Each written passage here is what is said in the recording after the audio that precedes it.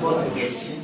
E pedimos para a nossa irmã Ruth fazer a leitura de harmonização. Boa noite a todos. Boa noite. Revelação gradativa. Se os espíritos, portanto, ainda não dizem tudo ostensivamente, não é porque a doutrina possua mistérios reservados aos privilegiados, nem que estes ponham a candeia debaixo do alqueire, mas porque cada coisa deve vir no tempo oportuno. Do Evangelho segundo o Espiritismo, capítulo 14, item 7. Os espíritos que intercambiam com os homens sobre a terra não possuem senão conhecimento relativo da verdade.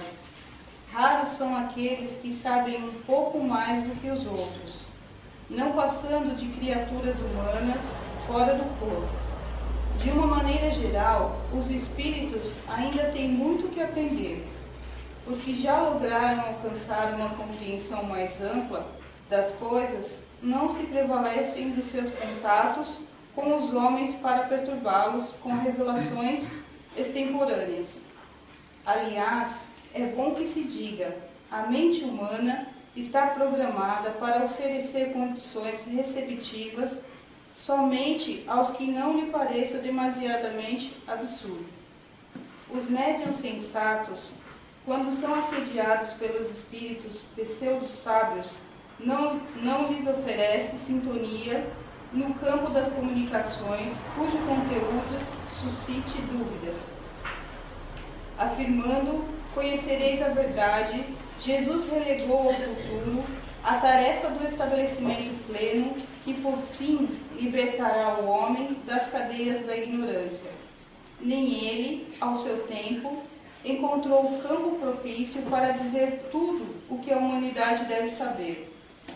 Progredindo em inteligência e moralidade, o homem receberá novas luzes.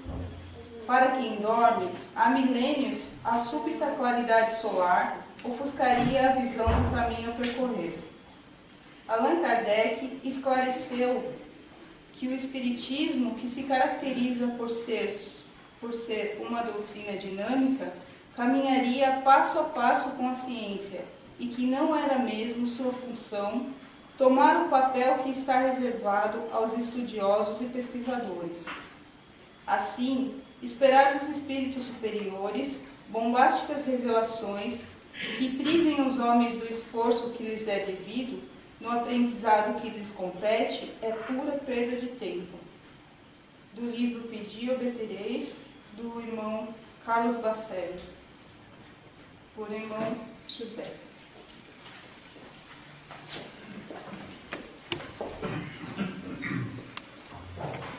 Para com uma melhor harmonia, vamos fazer uma prece, elevando nosso pensamento a Deus, nosso Pai, Jesus, nosso Mestre, rogando a espiritualidade amiga que nos ampare, que nos proteja nesse trabalho da casa, que possamos estar emanados no amor de Jesus, para podermos aprender cada vez mais. Desde já agradecemos aos amigos que nos assistem. Que assim seja. Hoje nós temos o nosso irmão Edivaldo, que nos vai trazer o ensinamento da noite. O nosso irmão. Obrigado.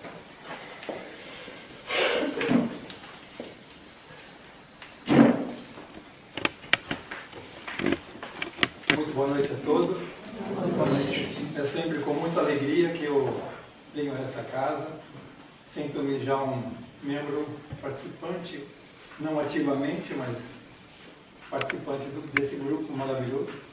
E que possamos passar alguns momentos aqui de paz e harmonia. E, na verdade, nós não temos a pretensão de ensinar a doutrina espírita a ninguém. Somos todos aprendizes e estamos todos aprendendo. E é uma constante troca, né, de impressões, troca de opiniões.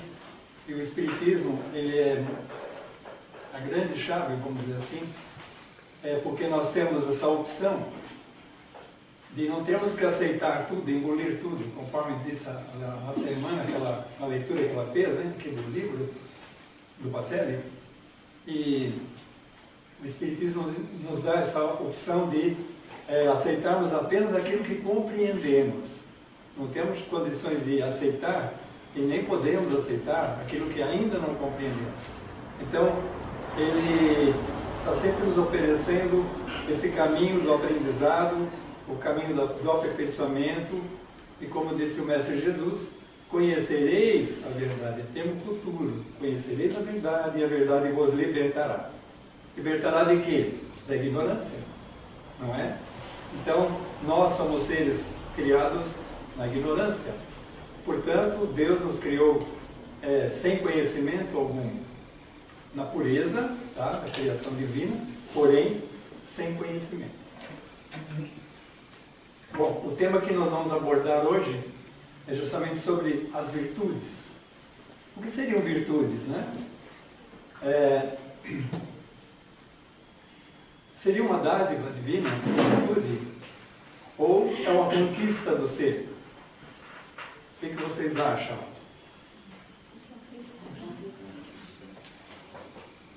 Vejam bem, se nós fomos criados por Deus, então Ele nos deu, como dádiva, portanto, né, todo o potencial das virtudes. Quer dizer, mas a virtude tem que ser conquistada por nós, por cada um de nós. Então ela não é uma dádiva pura e simplesmente, e também não é simplesmente uma conquista. É uma dádiva do potencial que está latente em cada um de nós e que nós temos que desenvolver. Tá? Como tudo, como a inteligência, por exemplo, que questiona-se, né? Por que tem seres mais inteligentes e outros menos inteligentes convivendo conosco no planeta Terra? Não podemos esquecer que o planeta Terra é uma das escolas do universo, não é a única escola do universo.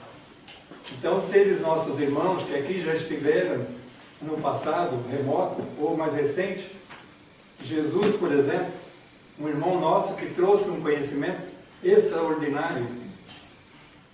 Por quê? Porque já frequentou a escola antes de nós, não é? É como nós podemos fazer uma comparação com os nossos irmãos, que alguns estão ainda iniciando a sua caminhada no aprendizado aqui, né? Nossos irmãos encarnados, enquanto que outros já são doutores, já frequentaram o mesmo banco escolar e chegaram à condição de doutores em suas especialidades. Bem, é só uma comparação, mas Jesus, as parábolas que Jesus deixou no Evangelho, ou no Novo Testamento, como quisermos, né? São assim de uma inteligência fora do comum. Porque todas as parábolas de Jesus nos dá assim um leque, um amplo estudo, vamos dizer assim, para que nós possamos tirar nossas deduções. Vou pegar uma das parábolas, né? Aquela do filho pródigo. Todo mundo lembra dessa parábola? Que era um senhor, dono de propriedades, e os dois filhos, né? Um mais velho e um mais novo. E o mais novo, recordando a parábola, né? O mais novo, um belo dia, chegou ao pai e disse: pai, eu quero a emancipação. Em outras palavras, né, ele queria ser emancipado. Ou seja, queria ter essa liberdade de sair pelo mundo, vivenciando a vida. Aí muitas pessoas começam até pela tradução, né? A tradução do Evangelho, lá do grego, diz que ele pleiteou a sua parte não em dinheiro, não se fala em dinheiro, e nem em bens materiais. Ele pleiteou a liberdade, ou seja, que ele pudesse ter autonomia, viver a própria vida. Enquanto que, na tradução latina do Evangelho, que chegou até as nossas mãos, fala-se em bens materiais. Que ele teria que reclamar da sua parte, tá? Que seria uma futura herança, porque nós sabemos que herança nós só temos aqueles que desencarnam. Enquanto o pai não é desencarnado, não existe herança. Então não adianta filho brigar por herança que não existe, né? A herança só vai existir a partir do momento da desencarnação do proprietário do bem. Então, gente, com quem que nós ficamos? Com um ou com o outro? Por que Jesus colocava as parábolas, deixando esse leque de interpretação à nossa revelia, vamos dizer assim? Isso é muito bom, porque cada um de nós pode tirar as suas próprias conclusões, pode fazer a sua própria análise e tirar muitas lições. Não é verdade? Porque se nós formos ver, cada autor que fala sobre a parábola, por exemplo, do filho pródigo, tira uma conclusão. Vamos um pouquinho à frente nessa parábola para a gente ver, né? Então, o que acontece? Esse mais jovem conseguiu a sua emancipação, ou seja, a sua liberdade, para que ele pudesse sair da guarda do pai ali, ou das custas do pai, e sair, procurando com seus próprios pés, né? Procurando uma alternativa. O que aconteceu com ele? Ele foi buscando uma alternativa de trabalho e foi gastando o que ele tinha de economias, que o pai, lógico, o beneficiou com algum dinheiro, alguns valores, porque senão ele não poderia viver, iniciar a sua própria caminhada. E até que ele não se deu bem. Acabou tendo que trabalhar para um senhor criador de porcos, e esse criador deixava ele cuidando dos porcos, e ele tinha que se alimentar com o mesmo alimento que os porcos também se alimentavam. Bem, aí a parábola nos narra, como eu disse, né, a nossa versão latina diz que acabou o dinheiro, aí ele volta para a casa do pai, não é isso? E estava cansado de estar ali cuidando de porcos e comendo aquele alimento, né, que não era assim. Por que nós, geralmente, quando nós saímos de um lugar bom, encontramos uma dificuldade maior, ruim, né? Nós achamos ruim. Por quê? Porque nós temos dificuldade de aceitar as modificações.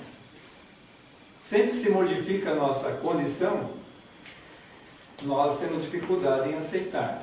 E principalmente quando se modifica para pior, como nós interpretamos como uma situação pior. Aí ele retorna à casa do pai e é recebido de braços abertos. O pai o acolhe novamente e ele continua essa. Aí alguns dizem assim: ele foi um filho desobediente, saiu de casa e depois quebrou a cara, como se diz nos dias de hoje, né? E retornou ao seio da família. Recebido pelo pai, continuou morando ali.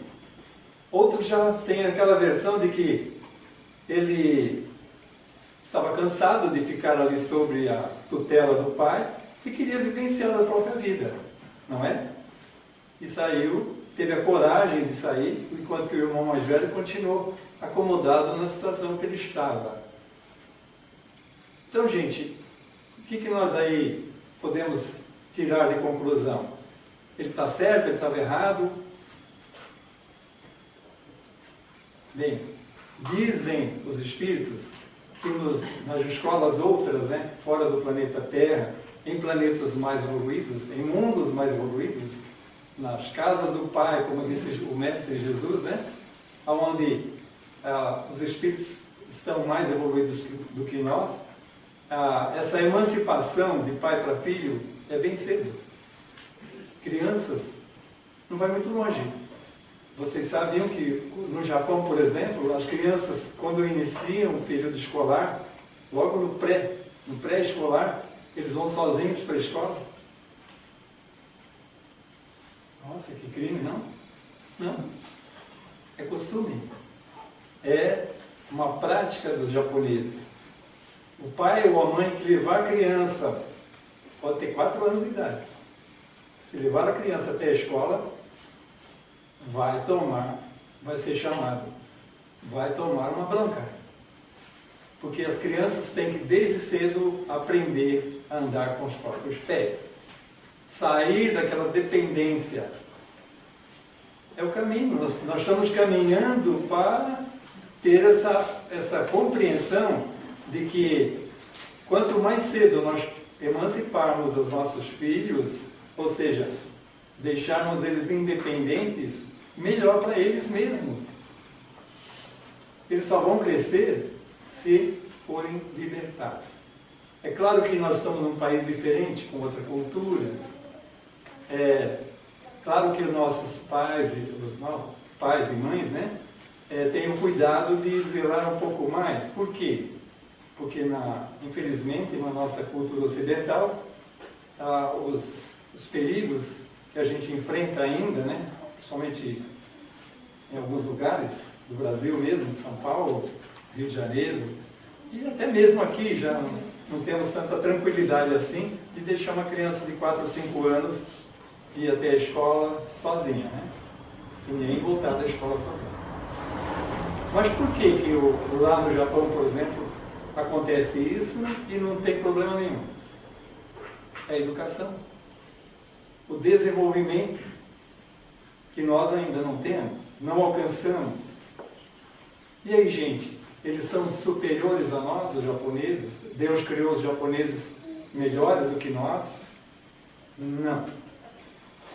Todos somos criados por Deus na mesma condição, a mesma essência, com as mesmas propriedades, com os mesmos potenciais. Então, todos nós podemos desenvolver em todos os sentidos: educação, inteligência, tá? A conquistar nosso espaço, conquistar as nossas melhores coisas. Basta querer, basta procurar. Como disse Jesus, busque e acharás. Ou busque e achareis, né? Como quiserem. Então, gente, e como tudo que nós podemos desenvolver e conquistar está aqui, em cada um de nós, está latente, está em potencial. Como disse Jesus, faça brilhar vossa luz. O reino de Deus está em cada um de vós. Tem até uma frase que eu gostaria de repetir aqui. Não é minha. Eu já li essa frase e achei muito interessante e que nos dá uma lição muito grande.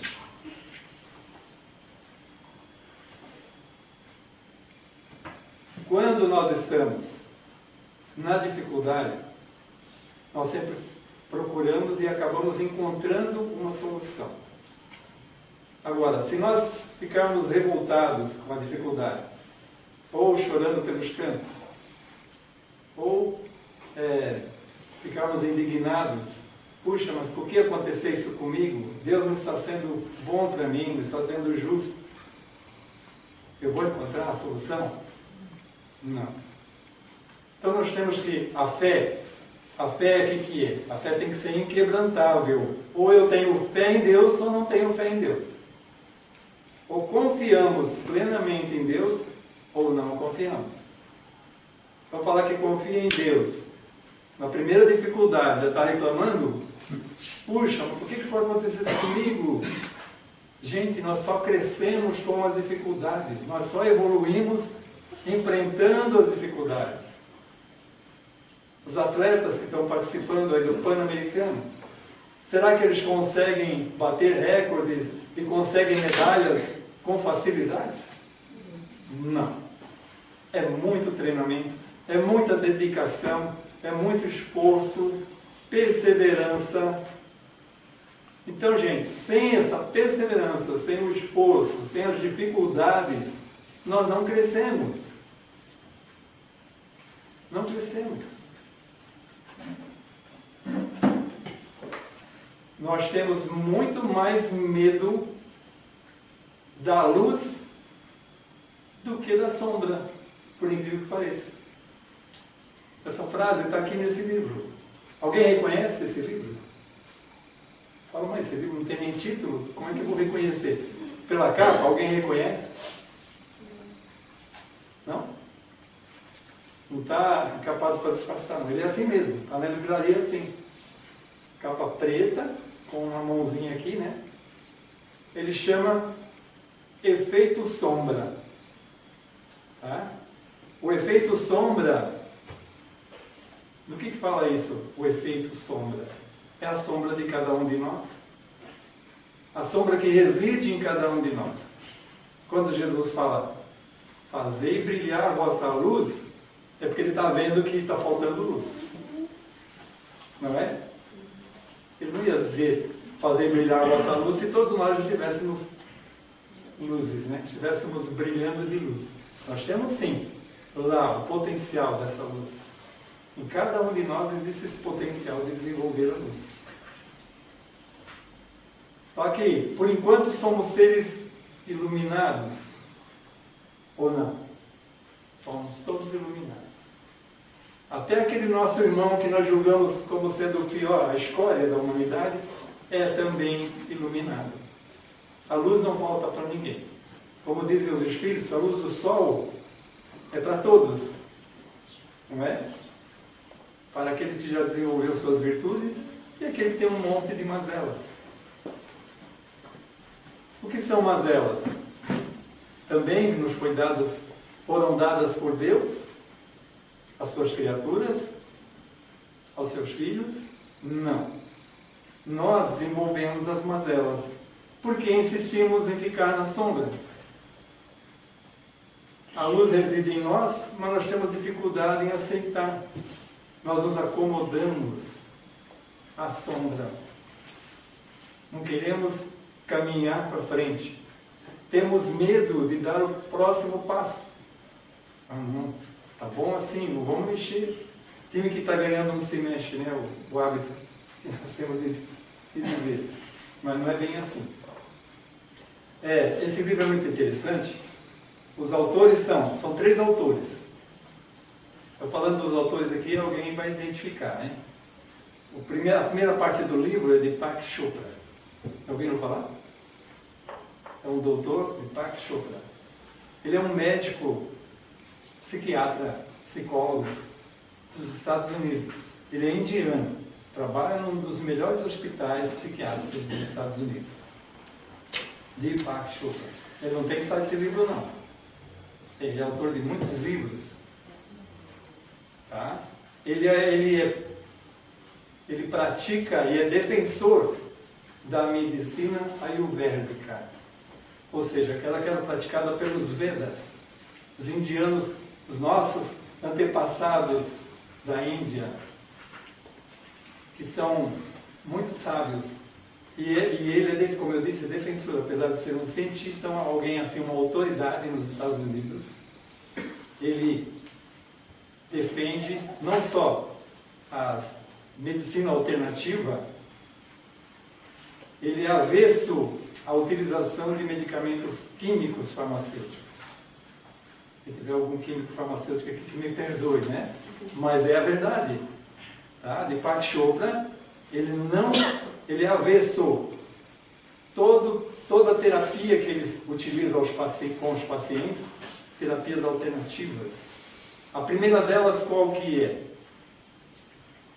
Nós conseguimos o equilíbrio espiritual.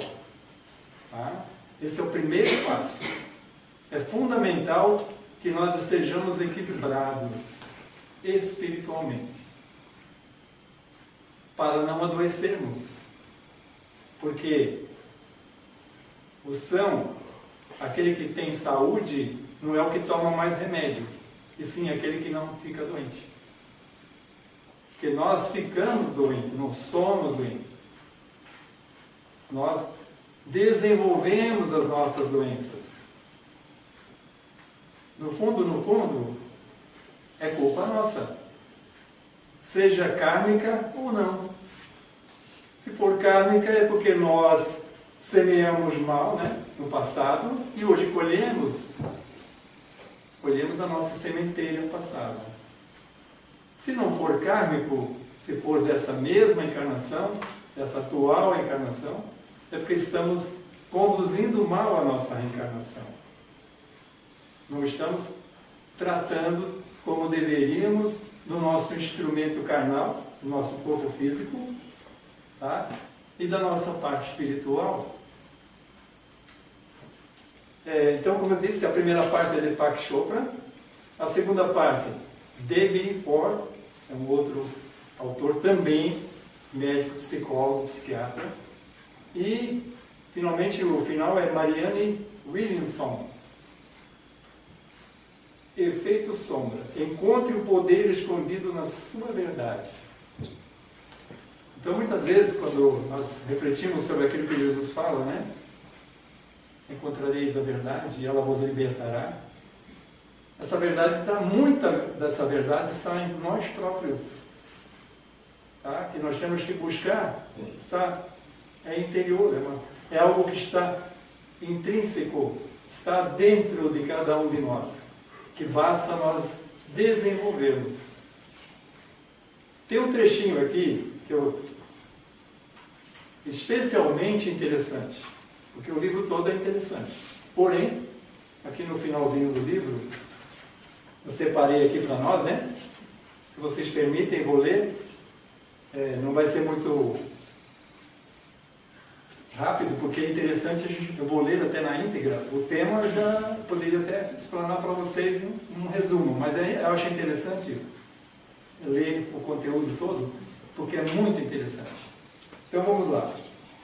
O título desse capítulo que eu vou ler para nós: Não resista ao amor. Quando nós resistimos à luz, nós estamos resistindo ao amor, porque o amor é luz. Tá? Deus é o amor, Deus é luz, e nós temos que alcançar a luz.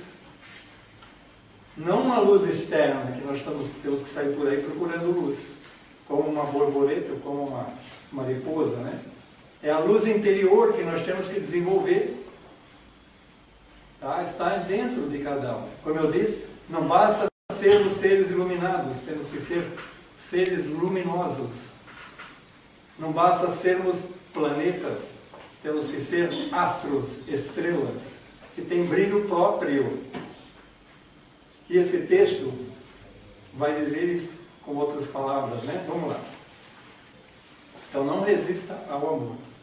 Embora bilhões de almas professem a crença nas religiões do mundo, há um passo evolutivo que parecemos não dar. Um passo evolutivo que parece não dar. Nós estamos dando esse passo. A humanidade fica empacada na sombra, apesar de todos os seres de luz e das mensagens de amor que surgiram ao longo da história. Não foi só Jesus que trouxe mensagens de luz.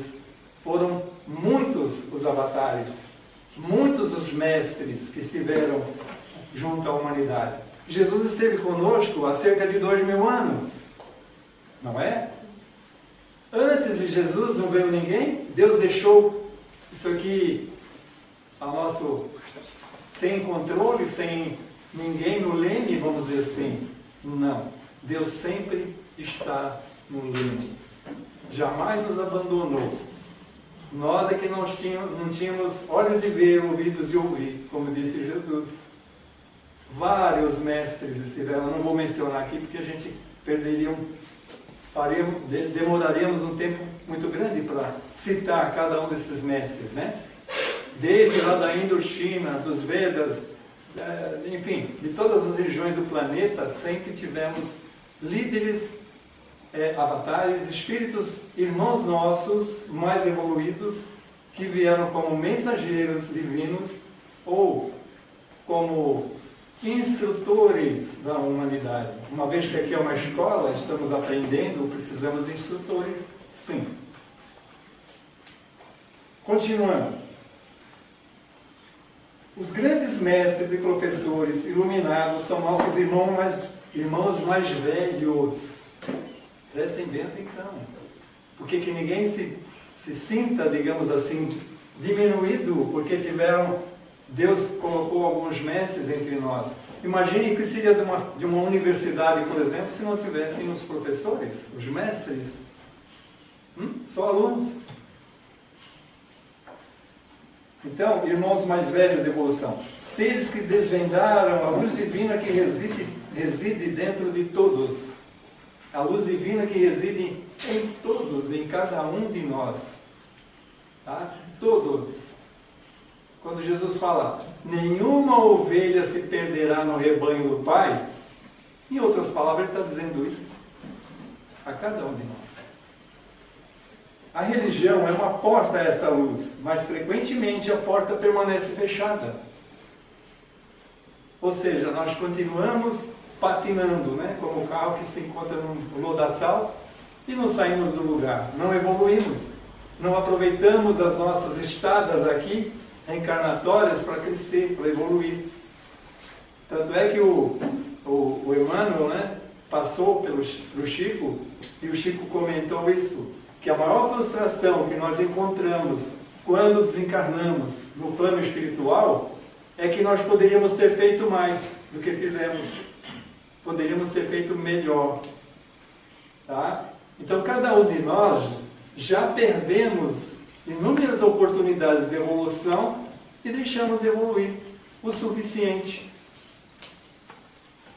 Às vezes até a gente pergunta, né? Que bom que nós conhecemos o Espiritismo, que nos dá essa visão.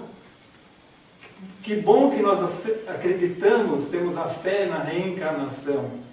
Tá? Que hoje já existem provas de reencarnação. A própria ciência já está comprovando. Antes era um dogma. Quando foi passado a Kardec, na época da codificação, era considerado como um dogma a reencarnação. Mas, com o desenrolar do tempo, hoje, cientistas, psicólogos, psiquiatras, todos já estão acessando a essa informação científica, portanto, da reencarnação. É uma realidade. Ah, mas eu não acredito. Eu não acredito, é problema seu, mas que ela não vai deixar de existir só porque não acredita, né?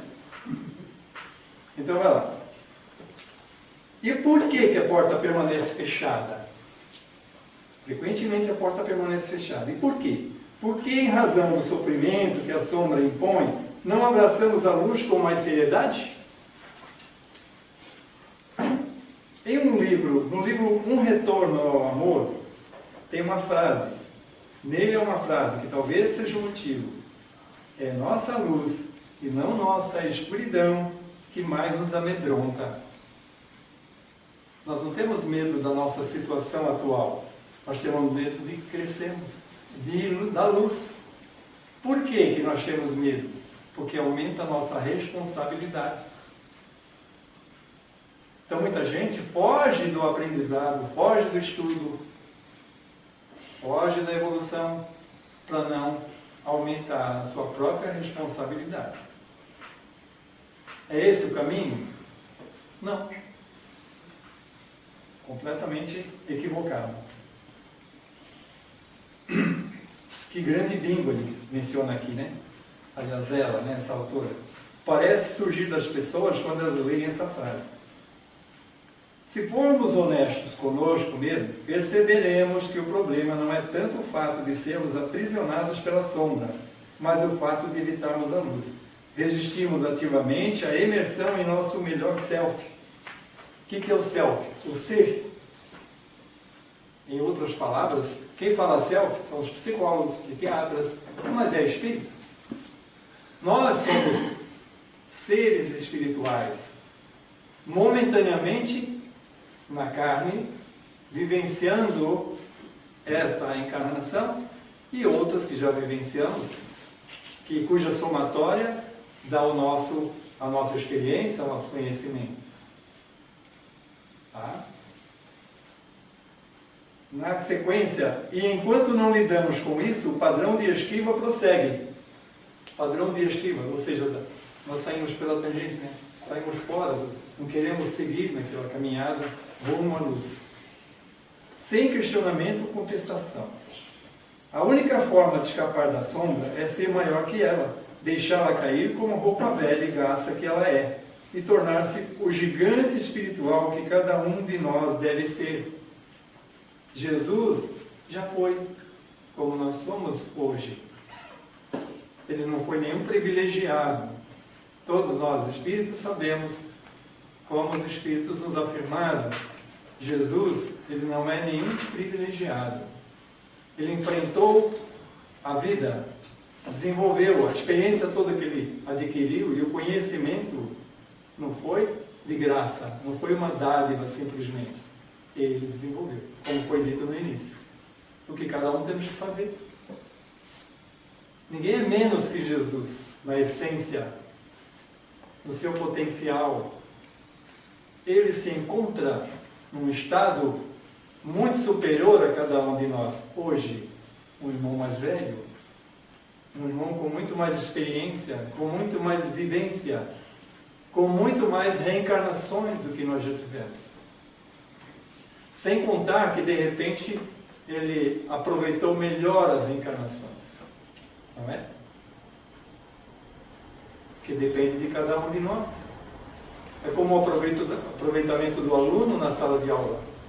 Nem todos têm o mesmo aproveitamento, porque nem todos têm a mesma bagagem, nem todos têm a mesma experiência. Eu falo assim, mas todos eles são da mesma idade, por que tem meia dúzia aí que vai bem numa determinada matéria, vai bem em matemática, em física, e depois vai mal em outras matérias, e vice-versa, né?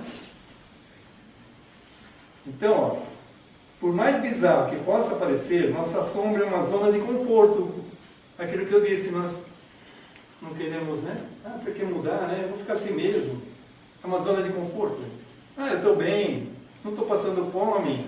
Quer dizer, muita gente, muitos de nós, nossos irmãos, muitos acham que nós estamos aqui apenas para consumir, para poluir e divertir-se. Não. É uma escola, gente. A escola tem que ser vista com mais seriedade. Nós estamos aqui para crescer, para evoluir. Então, o principal objetivo da reencarnação é a evolução. Tá? Tem até uma questão do Livro dos Espíritos que eu questionei e contesto logo no início, que o Espírito responde. O objetivo principal da reencarnação é alguém lembra? Expiação. Não, gente, expiação, pelo amor de Deus. Expiação é uma consequência. Ninguém vai expiar se não tiver o que expiar. O que é expiação? É resgate de erros graves, não erros comuns em uma escola, né? Que todos nós estamos aprendendo, ainda não sabemos e erramos. Agora, logo lá mais na frente, outras perguntas que por isso que Kardec insistiu em perguntas. Muitas vezes, puxa, mas essa pergunta não foi feita lá no início, mas a resposta já é outra. Evolução. Quem estuda o Livro dos Espíritos, com afinco, vai em todas as questões, nas 1018 questões que compõem o Livro dos Espíritos. Tá? O número 1019 é porque uma foi cortada, né? Mas as 1018 questões que têm respostas que às vezes são desenroladas em 2, 3, né? Nos dá o conhecimento. Porque toda a filosofia da época de Kardec está ali no Livro dos Espíritos. Filosofia espírita. O que é o Espiritismo? É uma religião, pura e simplesmente? Não. É uma filosofia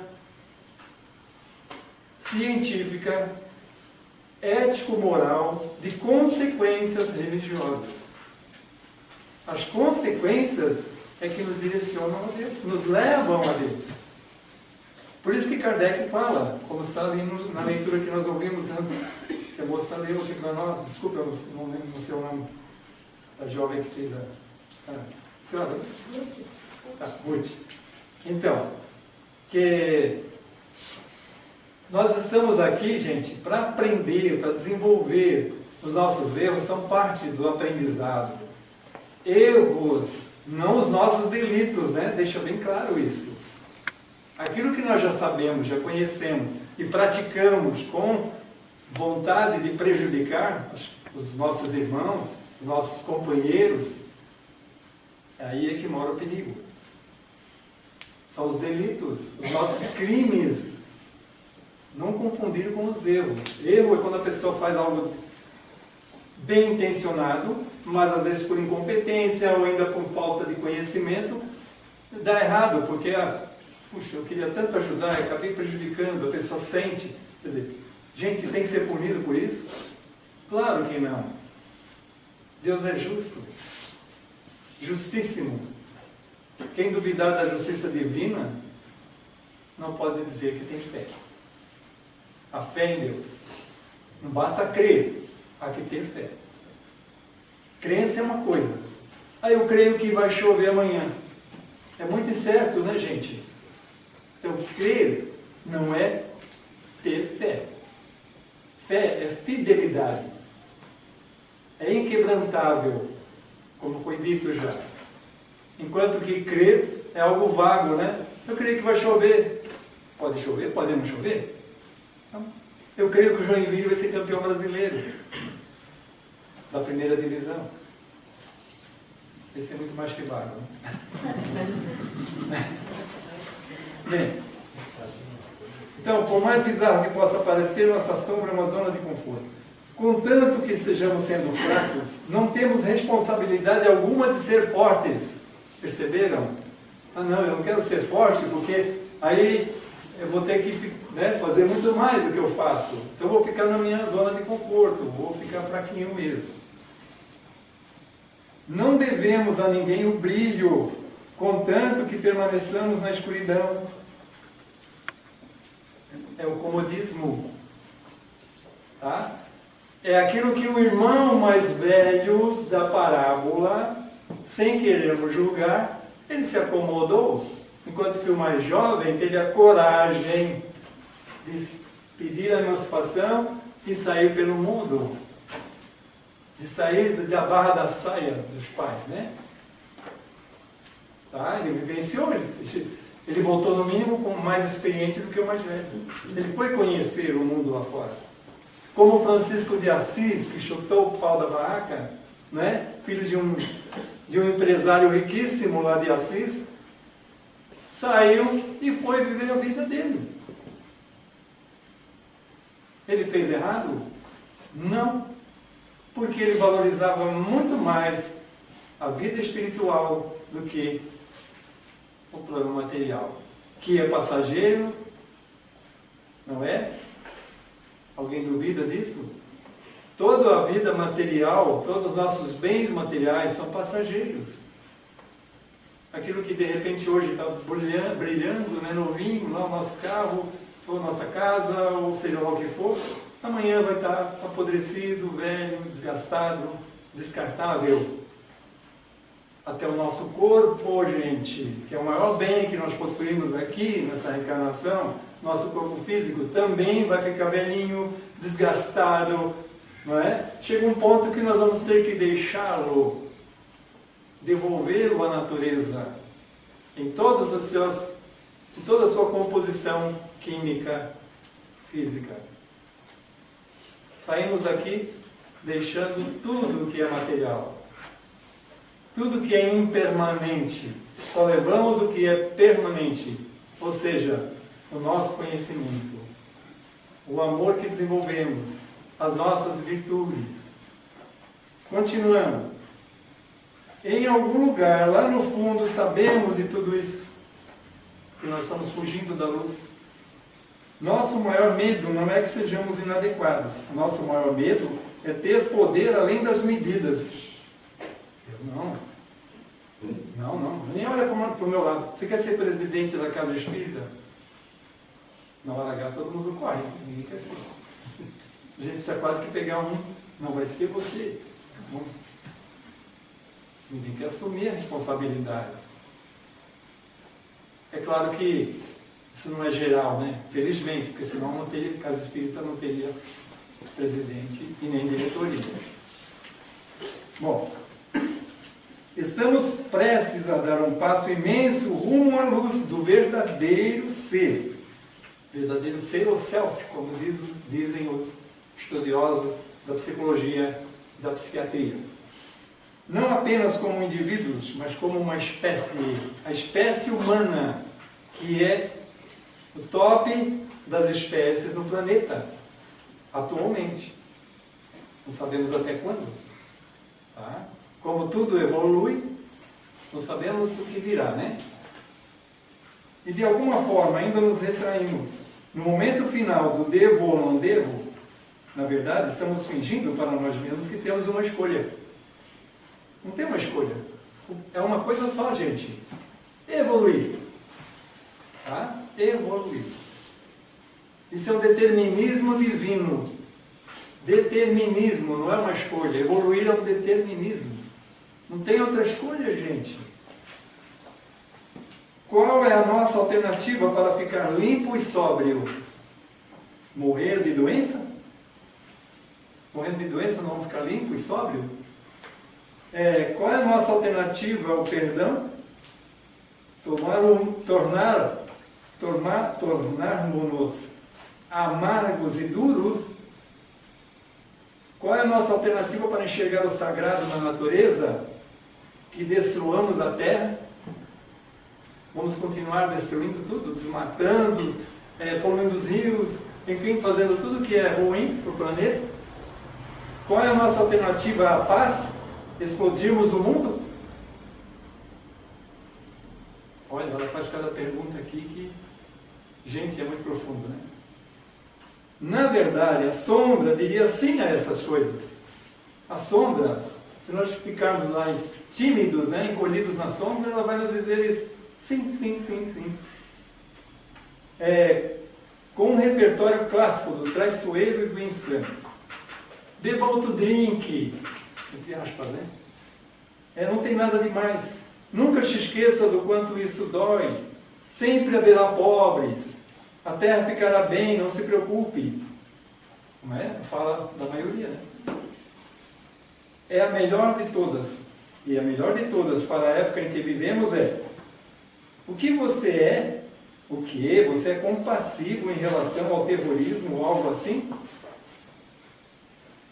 Acontece uma mágica quando você simplesmente diz, ou quando simplesmente dizemos não.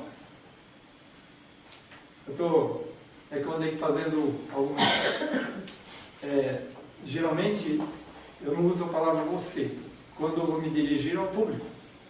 Né? Eu, no livro, se eu fosse ler como está aqui, você, né? Não é você, somos todos nós. Nós estamos no mesmo barco, com as mesmas dificuldades, tá? Com a mesma vontade de crescer e com o mesmo potencial de crescimento. Então, não, eu não quero mais ser fraco. Não, eu não quero mais agir estupidamente. Não, eu não quero mais ser conhecido pelos meus defeitos. Não, eu não quero mais desperdiçar meus talentos. Lembra da parábola dos talentos? Aquele que escondeu os talentos, né? O talento que foi lhe passado, ele enterrou para não, disse que para não perder, né? Enquanto os outros aplicaram os talentos e foram bem recebidos pelo patrão, né? Não, eu não quero mais fingir ser pequeno. E também há mágica quando aprendemos a dizer sim. Sim, farei uma escolha para amar e farei essa escolha todos os dias. Sim, eu me dedico à luz, eu sou proativo na escolha de servi-la. Em um casamento sagrado entre aspas, né, com o amado divino, eu não apenas me comprometo com possibilidades e perspectivas superiores, mas igualmente importante, renuncio a todas as outras. É claro que poderíamos nos tornar cínicos, claro que poderíamos nos tornar amargos, né? É claro que poderia simplesmente seguir com a maré. Deixa a coisa rolar, né? Vamos deixar como está para ver como é que fica. Mais fácil, né?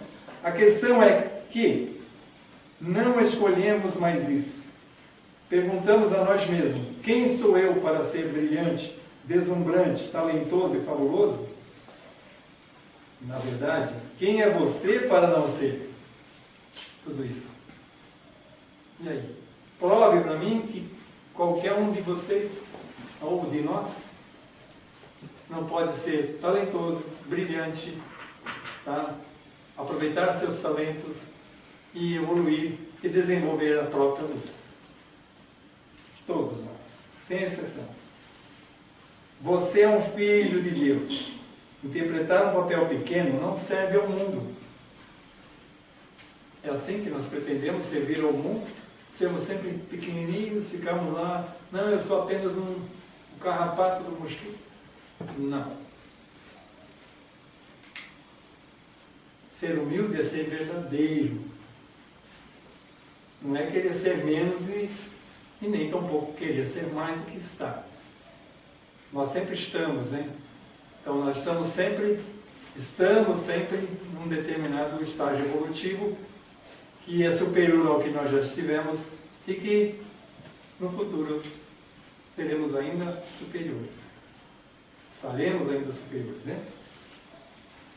Então você é um filho de Deus. Interpretar um papel pequeno não serve ao mundo. Não há nada de iluminado em nos encolhermos para que os outros não se sintam inseguros perto de nós. Nascemos para tornar manifesta a glória de Deus, que está em nós, está em cada um de nós. Não apenas em alguns de nós, mas em todos. Todos, gente, todos, sem exceção, nenhuma ovelha vai se perder. E ao deixarmos brilhar nossa luz, inconscientemente damos às outras pessoas a permissão de fazerem o mesmo. Quantas pessoas desenvolveram, após ter contato com esses avatares que habitaram nosso planeta em várias épocas da nossa história, não é? Nós citamos Jesus porque é a nossa maior referência. O Espírito, segundo os Espíritos, é o Espírito mais evoluído que já reencarnou na Terra. Tá? Reencarnou, sim, porque Jesus também teve várias reencarnações antes dessa. Tá? Aonde não sabemos, mas ele, com certeza, porque ele não foi nenhuma aberração. Ele foi tão simples quanto nós somos hoje e até mais simples ainda. Como ele falou para os próprios seguidores, os próprios discípulos: vós se maravilhais do que faço, vós fareis muito mais. Vós sois deuses. Somos deuses, ainda não chegamos a esse ponto, mas temos um potencial. Tá? E o Mestre não mentiu. Somos todos essa luz divina a desenvolver. Então, ao sermos libertados de nosso medo, nossa presença automaticamente liberta os outros. Vocês acreditam que nós podemos influenciar os nossos companheiros, aqueles que se correlacionam conosco? Da mesma forma que podemos influenciar negativamente, podemos influenciar positivamente. Ou seja, para que eles também cresçam. Por isso que nós tratamos, nós espíritas, tratamos os obsediados e obsessores na mesma panela, vamos dizer assim. Tá? Sem diferenciação. Ambos são nossos irmãos, ambos precisam do nosso apoio, da nossa ajuda, do nosso amor. Tem ainda um tempinho? Tem ainda. Tá. Bom, é meia-noite dá tempo? É meia-noite, dá. Ah, tá joia. Brincadeira, gente. Então, gente, automaticamente liberta os outros. Não esquecer, né? Eu acrescentei por minha conta aqui. Sem presunção, sem arrogância ou soberba, né? Nós não temos a presunção de ser melhores do que ninguém, de estar melhores do que ninguém. Sem a presunção de acharmos que estamos melhores. Cada um está num patamar evolutivo, nós temos que respeitar isso, aceitá-los como são. Tá? É aí onde nós temos que ter o cuidado de não cair naquela cilada, né, que Jesus nos alertou: não julgues para não ser julgados. Chegamos a um ponto onde a humanidade viajará uma direção ou outra. Estamos sendo forçados a escolher um caminho, do medo ou do amor. Gente, não tem outra alternativa. Chegamos numa bifurcação, né? Todo mundo sabe o que é uma bifurcação. Chegando num ponto da estrada, abre duas, né? E agora? Para onde que eu vou? Para a direita ou para a esquerda?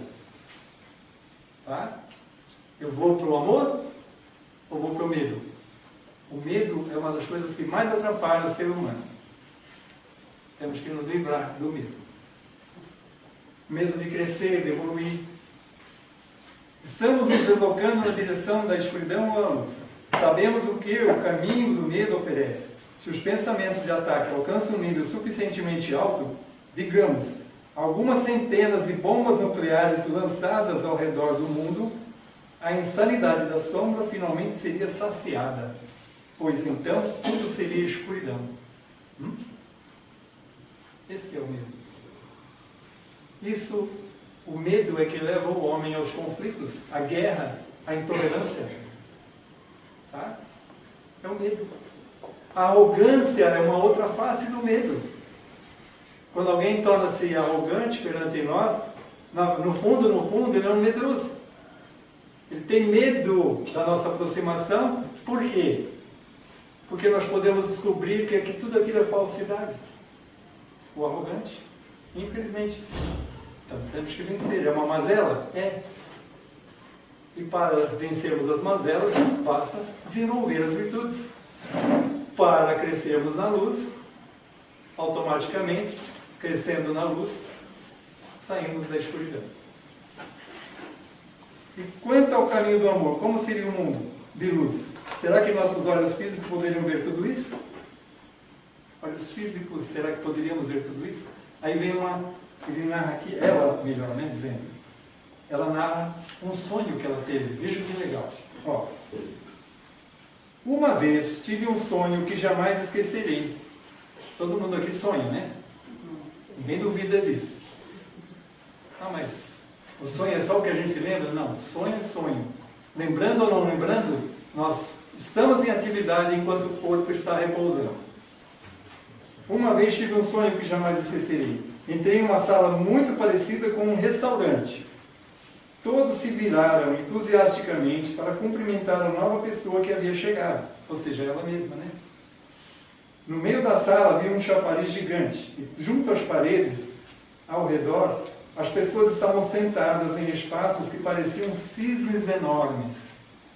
Só de imaginar nessa cena, é coisa linda, né, gente? Restaurante, cisnes enormes. Todas as pessoas sorriram e se voltaram. As outras cores da sala eram azul, verde e turquesa. Todos da mesa estavam envolvidos numa conversa muito alegre. Não tinha ninguém triste, ninguém rancoroso, ninguém sisudo no restaurante. Era o ambiente mais feliz que eu já pude imaginar. Quando acordei, meu primeiro pensamento foi que ali devia ser o céu. Claro, gente. Vi o sonho dessa maneira, até ler.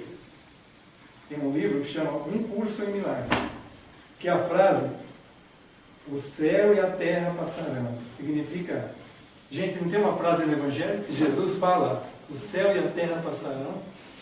Muita gente não compreendeu isso. Olha a interpretação que ela dá aqui. Eu achei supimpa. Ó, o céu e a terra passarão. Significa que eles não mais existirão como dois estados separados. Então, céu e terra, gente, são apenas estados de consciência. Certo? Nós podemos vivenciar o céu cada dia da nossa vida. Assim como podemos vivenciar os problemas da terra, da dor, isso e aquilo, se nós ficarmos sintonizados com as coisas ruins. Significa que eles não mais existirão como dois estados separados. Então, o céu e a terra será a mesma coisa. Como diz aqui, ó. O ponto principal daquele sonho não era a aparência do céu, mas a aparência da terra. Viveremos na terra como fizeram nossos irmãos mais velhos de evolução, aqueles que eu citei. Um Francisco de Assis, um Buda, um Jesus, enfim, um Siddhartha Gautama, né, o Buda, um Lao Tse. Tá? Lá nos Vedas, quem que podia citar aqui? Como quem podíamos citar? Lá há 5.000 anos, quer dizer, bem antes de Jesus. Quem? Só Krishna. Krishna. Então, gente, são avatares, são seres mais evoluídos do que nós, espíritos já luminosos que desenvolveram a própria luz. Olha aqui que ela fala. No entanto, assim como eles, só teremos pensamentos celestiais. Então, mesmo vivendo na terra, por isso Jesus falou, o meu reino ainda não é deste mundo, no estado que o mundo se encontrava, ou que ainda se encontra nos dias de hoje. Né? Não estamos em nenhum paraíso. Aqui na terra, ainda. E a Terra só vai se tornar um paraíso quando nós nos tornarmos seres de luz, seres luminosos. Não tão somente seres iluminados. Deixarmos de ser deixarmos de ser planetas para sermos astros luminosos, sóis, tá? Luz própria. Vivemos na Terra, mas conheceremos a alegria celeste. Viveremos em um mundo que agora está saturado de medo, mas a luz dentro de nós brilhará com tanta intensidade que a escuridão não existirá mais. Cada um de nós, se somar a luz de cada um que desenvolver a própria luz, gente, esse planeta vai se tornar um planeta celestial. Essa escola vai ser uma maravilha. Penso que a maioria de nós acredita lá no fundo que podemos emergir e nos tornar as pessoas que somos capazes de ser. Podemos pôr em prática nosso potencial divino. Podemos nos tornar uma espécie de consciência repleta de luz, em cuja presença toda a escuridão automaticamente desapareça. E para finalizar, podemos, e isso não é um sonho, como qualquer um de nós escolhe a qualquer hora o amor acima do medo, acrescentamos uma grande onda de amor que está lavando o mundo, mesmo agora, mesmo nos dias de hoje. Se cada um de nós nos tornarmos um ponto de luz, gente, quantos vão se beneficiar ao nosso derredor? Assim como Jesus, quando Jesus andava pela Palestina, a luz dele era tão grande, tão extensa, que atingia toda aquela população que não conseguia chegar perto dele. Eram beneficiados com a luz, de acordo com os seus méritos, suas necessidades e sua fé. Pelo bem dos recém-nascidos e a exuberância do novo amor, pela glória da natureza e a maravilha dos animais, pela misericórdia de Deus e pelo bem de nossos netos, para honrar e preservar o pôr do sol. Agora é a hora. É agora a hora, gente. Não é amanhã. Muito obrigado. Obrigado a todos pela atenção. Que Deus nos abençoe, nos ilumine, nos fortaleça. Por enquanto ainda temos que ser iluminados. Mas que em breve consigamos expandir essa luz que está entranhada em cada um de nós, fazer com que ela cresça e não dependermos mais da luz externa. Sermos seres de luz. Que assim seja.